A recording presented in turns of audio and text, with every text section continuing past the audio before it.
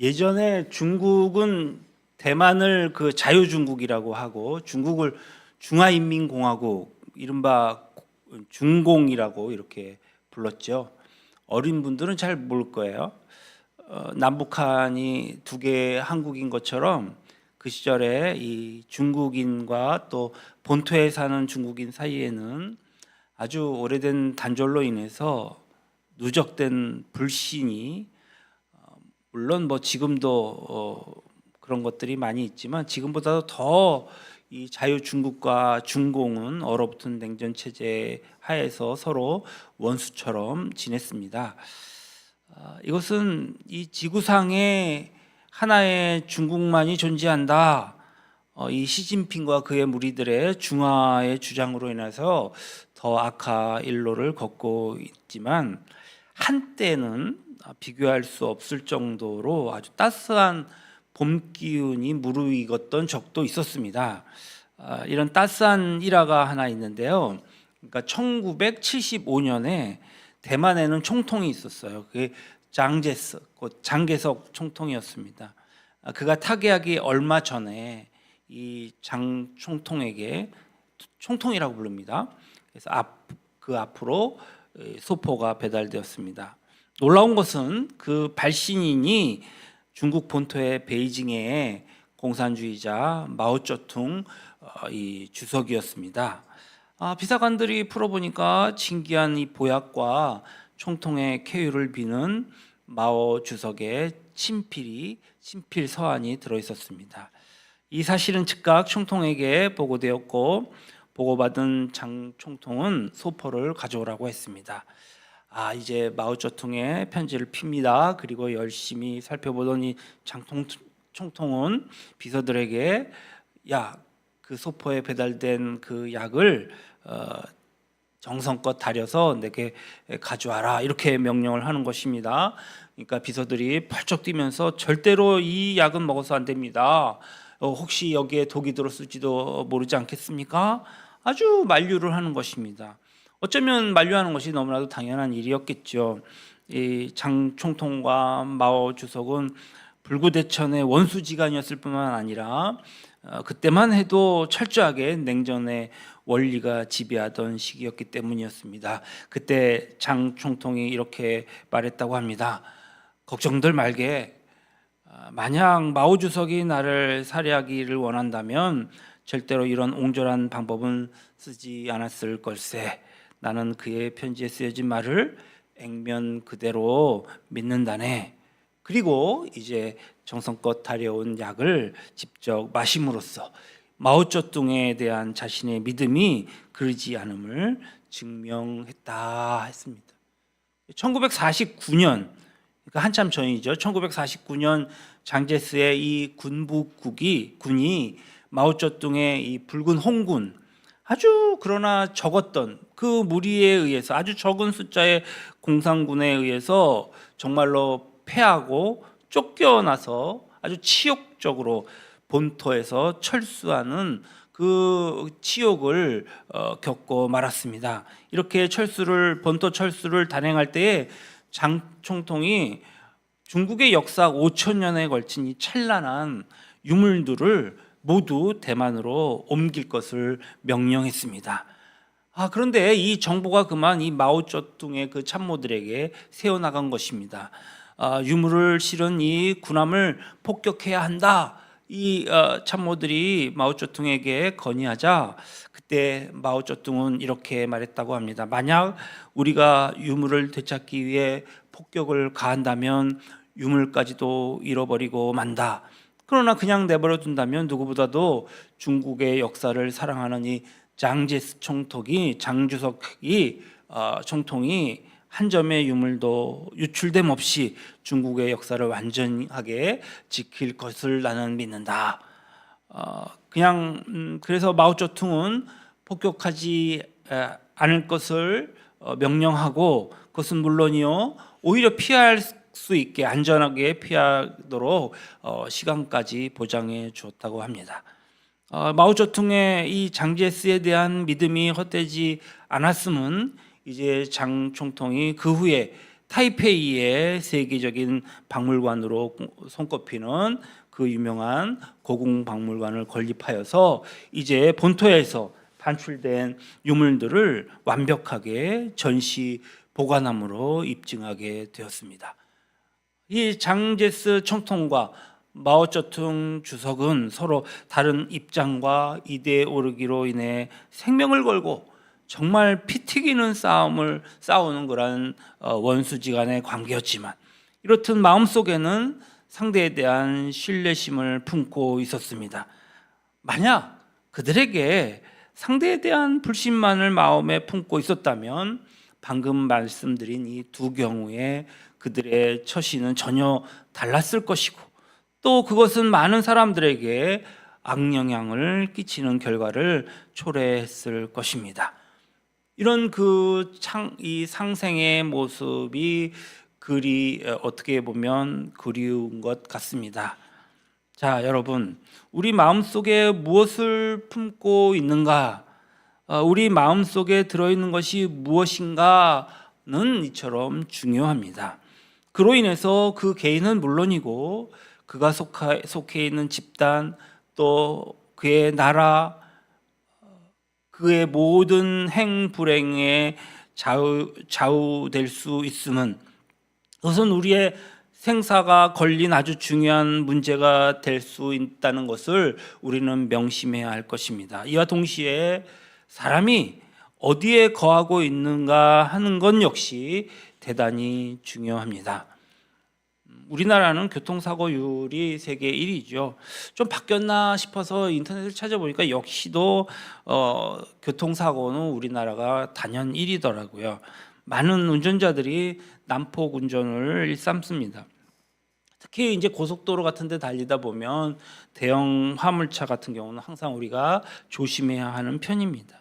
그리고 또 새벽에, 저는 교회에 나오지만 새벽에 나올라 치면 이 영업차들도 교통법규를 그냥 그대로 제대로 지키지 않는 것이, 아주 어떻게 보면 법규를 지키는 것이 드물 정도입니다.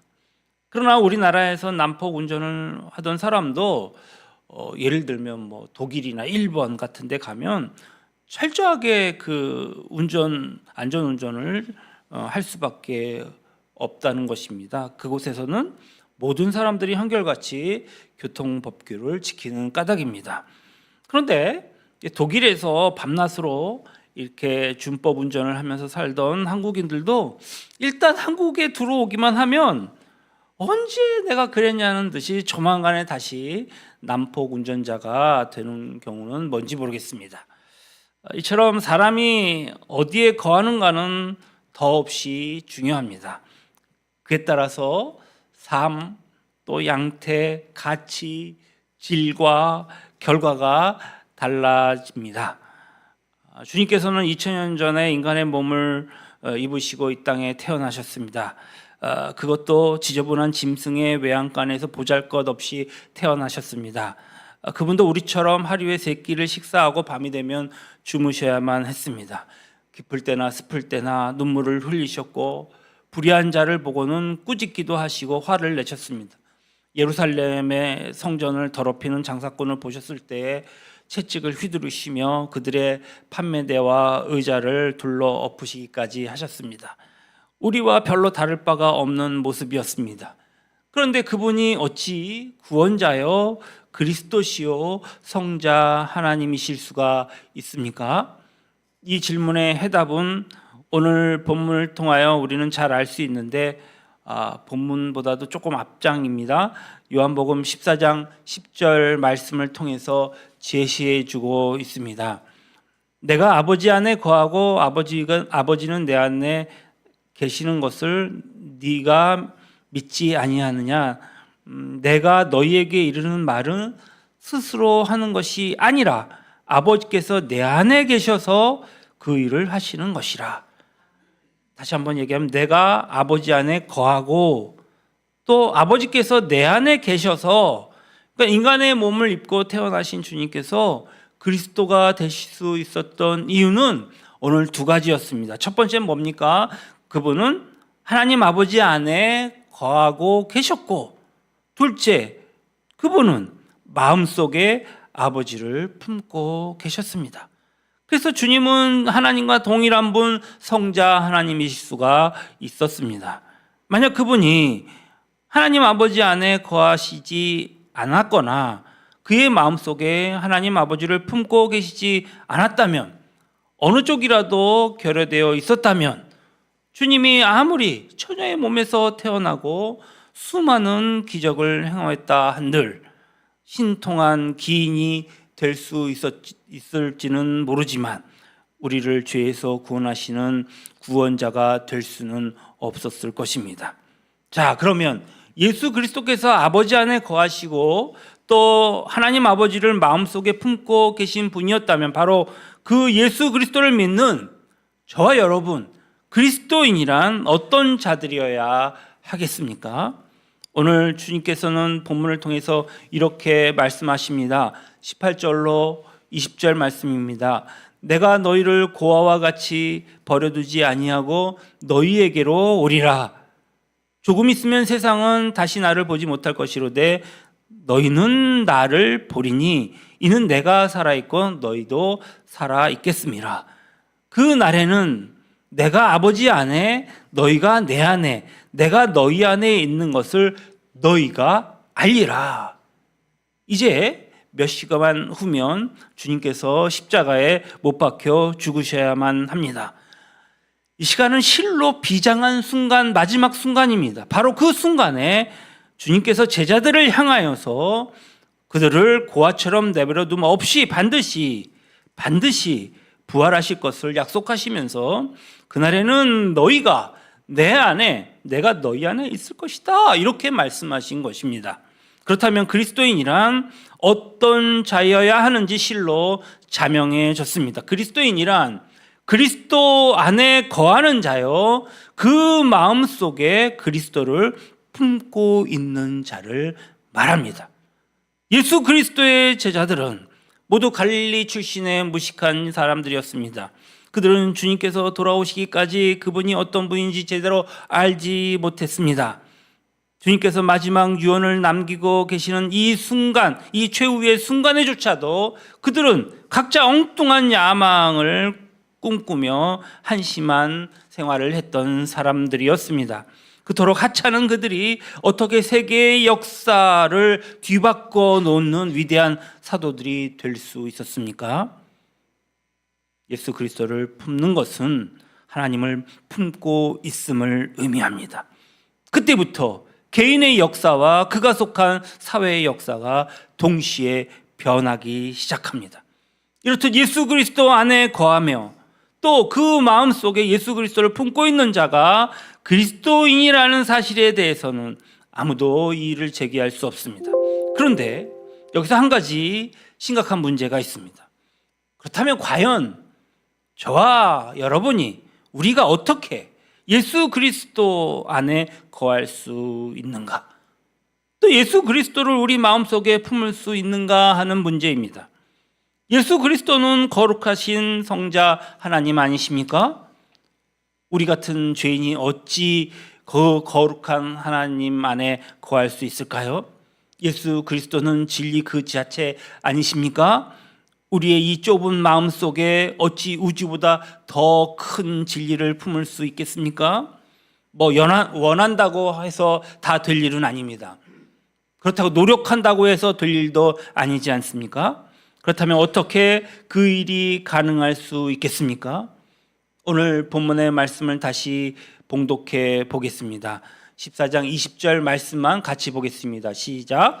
그날에 내가 아버지 안에 너희가 내 안에 내가 너희 안에 있는 것을 너희가 알리라.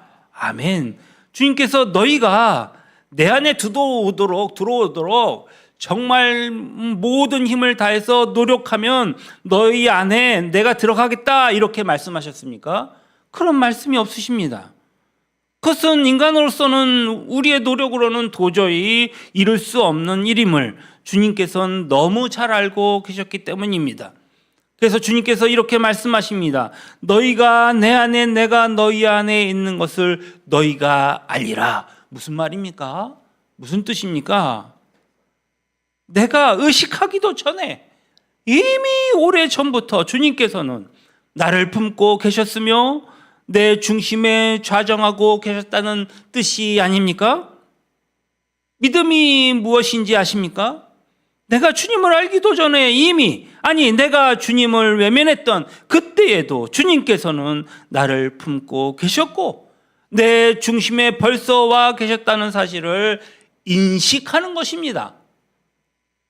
그것을 알고 있는 것입니다. 바로 그 순간부터 믿음이 시작되고 그 순간부터 삶이 달라지기 시작하는 것입니다. 사도 바울은 원래 주님을 믿는 자들을 핍박하던 자였습니다.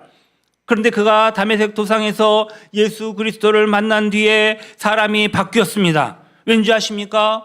에베소서 1장에 그가 고백한 것처럼 창세전부터 주님께서 자기를 품고 계셨으며 자기 속에 와 계셨음을 인식했기 때문입니다.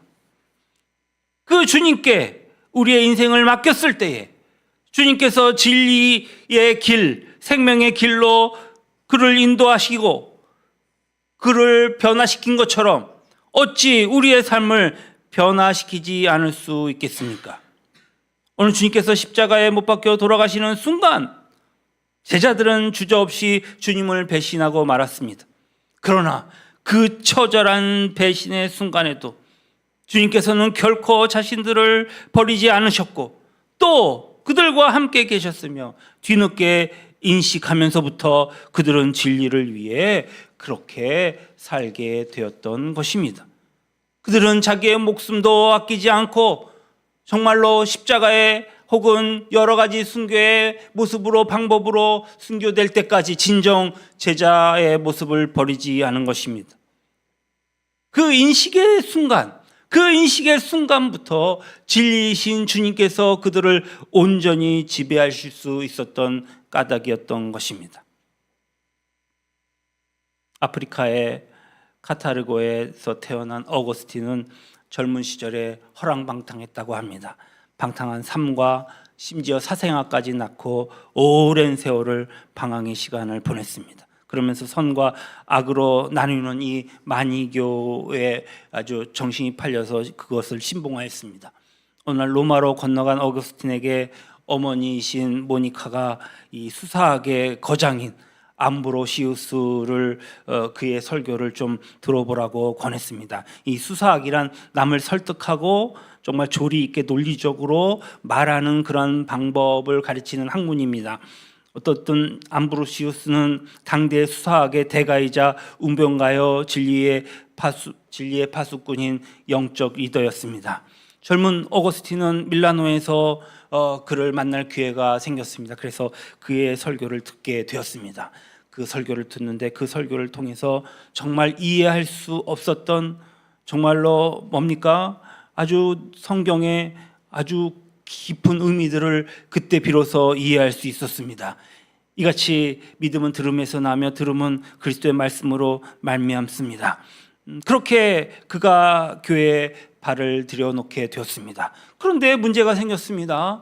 정말 진리도 알고 다 알겠는데 그럼에도 불구하고 바뀌지 않는 자기의 생활 습관에 대해서 죄성에 대해서 좌절해버리고 만 것입니다. 그러니까 자기가 말씀을 들었지만 거듭남의 확신이 없었던 것입니다. 그래도 작은 불씨처럼 어거스틴의 마음을 움직이고 있는 무엇인가가 있었습니다. 자기의 그 추한 정욕이 여전히 자기를 사로잡고 있는 모습을 보면서 정말 절망과 수치심에 빠져 나날을 보내고 있을 그때에 386년 8월 어느 날 그는 자신이 가장 친하게 생각했던 친구 알리비우스와 마주 앉아서 얘기를 하게 되었는데 이집트 수사의 안토니라고 하는 사람의 놀라운 희생과 거룩에 대해서 이야기를 나누게 되었습니다. 그리고 나서 집에 돌아와서 그 안토니우스를 생각해 보니 얼마나 그 사람의 그 삶이 존경스럽고 대단했던지 묵상하면 묵상할수록 자신의 영혼 속 깊이 숨겨져 있는 그 자신의 비참한 모습이 눈앞에 필름처럼 하나하나 이렇게 돌아가기 시작하는 것입니다. 그러니까 그 모습을 보며 자기의 죄성을 생각하니까 너무나도 좌절하고 아주 폭우가 쏟아지는 것 같은 눈물을 쏟기 시작한 것입니다.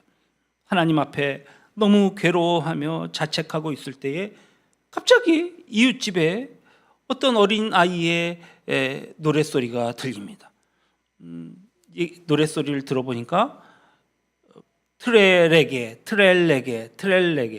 무슨 뜻인가 들어보니까 집어서 읽어라, 집어서 읽어라, 집어서 읽어라. 계속 어린아이가 마치 하늘나라로부터 명령을 받은 것처럼 노래하는 것입니다. 그래서 그는 바울 서신을 펴들고 제일 먼저 눈에 띄는 것을 읽게 되었습니다. 그것이 로마서 13장 13절 말씀입니다. 낮에와 같이 단정히 행하고 방탕하거나 술 취하지 말며 음란하거나 호색하지 말며 다투거나 시기하지 말고 오직 주 예수 그리스도를 옷 입고 정욕을 위하여 육신의 일을 도모하지 말라라는 말씀입니다. 이 말씀을 읽는 순간 그의 마음에 무엇인가 망치로 두드리듯이 쿵쿵 자기의 마음속에 외침이 이제 크게 들리는 것입니다. 마치 어거스틴은 심장을 찌르는 못을 박는 같은 그런 아픔을 느꼈다고 고백하고 있습니다. 그토록 오랫동안 방황하던 그의 신앙의 종지부를 찢는 순간이었습니다. 바로 회심입니다.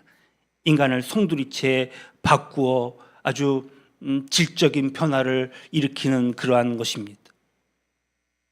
이 회심은 인간의 의지와 도덕이 아니라 전적인 성령의 주권적인 역사로 이루어졌음을 믿으시기 바랍니다.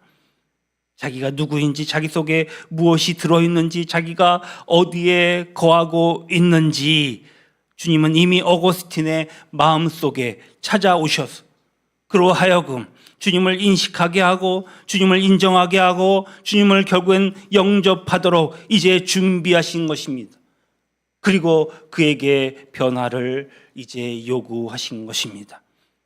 이것을 깨닫고 주님을 인정하며 주님께 고백하며 그는 참회록이라고 하는 아주 역대의 희대의 작품을 써내려 갔습니다. 성 어거스틴, 하나님 앞에 귀하게 쓰임받은 인물이 된 것입니다. 여러분, 요한일서 5장 3절 지난주에도 우리가 같이 읽어보았지만 다시 한번 읽어보도록 하겠습니다. 같이 읽겠습니다. 하나님을 사랑하는 것은 이것이니 우리가 그의 계명을 지키는 것이라. 그의 계명들은 무거운 것이 아니로다. 사람들은 하나님의 말씀을 무거워 지키기 힘들다고 말하지만 성경은 전혀 그렇지 않다고 말합니다. 주석을 가하자면 충분히 지키고도 남을 만한 가볍다, 남을 만큼 가볍다라는 의미가 있습니다. 나를 품고 계시며 내 속에 계시는 주님을 바르게 인식할 때에 주님께서 우리를 친히 도우시는 까닭입니다. 나와 함께 계시는 주님을 바르게 인식한다는 것은 나를 향한 주님의 지배권을 확립해 드리는 것입니다. 성령님께 묻고 도움을 구하는 것입니다. 그리고 그때부터 바른 믿음의 삶도 삶의 변화도 비로소 시작되게 되는 것입니다.